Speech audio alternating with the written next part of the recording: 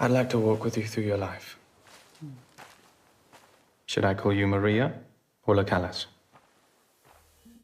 Angelina Jolie plays the famed opera singer Maria Callas in Maria, one of few new movies I'll be reviewing this week on CJ at the Movies, along with Amy Adams' latest film, and an animated feature that uses no words. I'm Christopher Zweig. Let's take a look. Our first movie is Maria, which focuses on Maria Callas, the latest female subject in Pablo Larrain's filmography after Jackie Kennedy and Jackie and Diana, Princess of Wales and Spencer. This movie stars Angelina Jolie as famed American Greek opera singer Maria Callas, and the story, written by Stephen Knight in his first screenplay since Spencer, focuses on her final years in Paris, the low point in her life to be exact. God.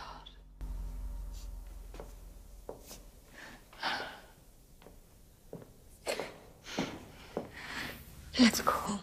Parts of the film aren't as radiant as the real-life singer's voice is, and they seem obligatory, but most of the film is in terms of its wise choices. Jolie's performance, Lorraine's direction, and its love for the opera. Maria is also beautifully photographed by Edward Lackman, and sometimes it comes in black and white, sometimes in yellows and browns, and sometimes it uses old-fashioned reels. I just love these color palettes. It's now playing in select theaters and premieres on Netflix next Wednesday, and I say brava!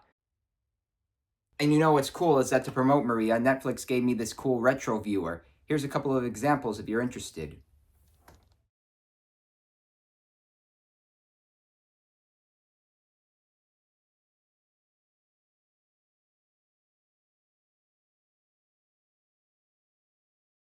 Our next movie is Beatles 64, a documentary which focuses on how, after JFK's assassination, the Beatles made their first visit to America to perform on The Ed Sullivan Show. This was a 14-day tour documented by the late great Albert and David Maysles and became one of the most celebrated events in television history.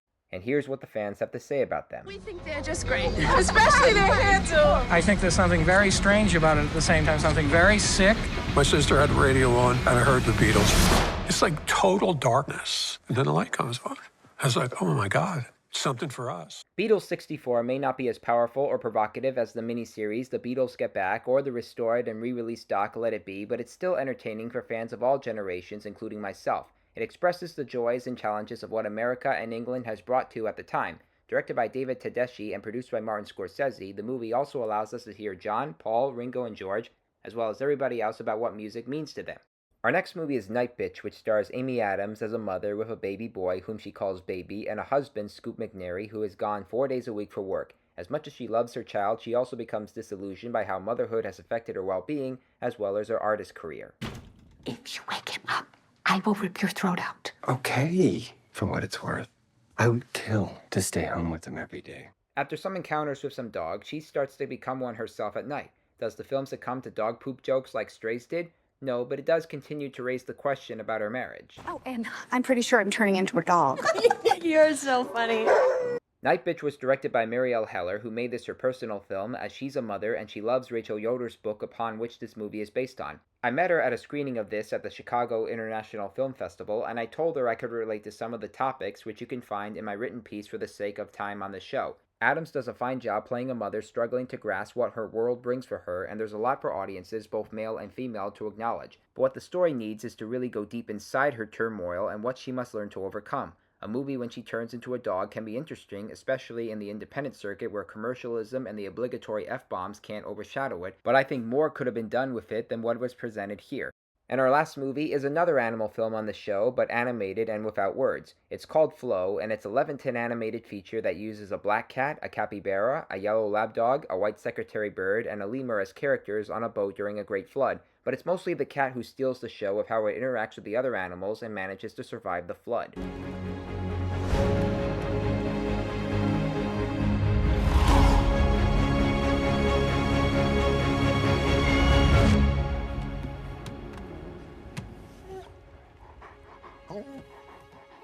Flo chooses not to have these animals talk or have their cliches, even though they do have their animal instincts kicking in. It's okay to take a break from talking every now and then. It's the visual world of this movie that's most exhilarating. The animation was rendered by the software Blender, and it almost has that video game quality, except with more attention to detail. And most importantly, there's a strong sense of kindness and loyalty within these animals that really has your heart warmed. I'm pretty sure more kids will be seeing Moana 2 over this, but if you do get the opportunity to see Flo, you will not forget it. Recapping this week's new movies: thumbs up for Maria, thumbs up for Beatles 64, thumbs down for Nightbitch, and thumbs way up for Flow. Well, those are the new movies I'm reviewing this week. I'm Christopher Zweig. Happy holidays, stay safe, and I'll see you at the movies. For more amazing content, please like and subscribe to my channels, and please read my reviews at cjatthemovies.com and download the new HD Radio app.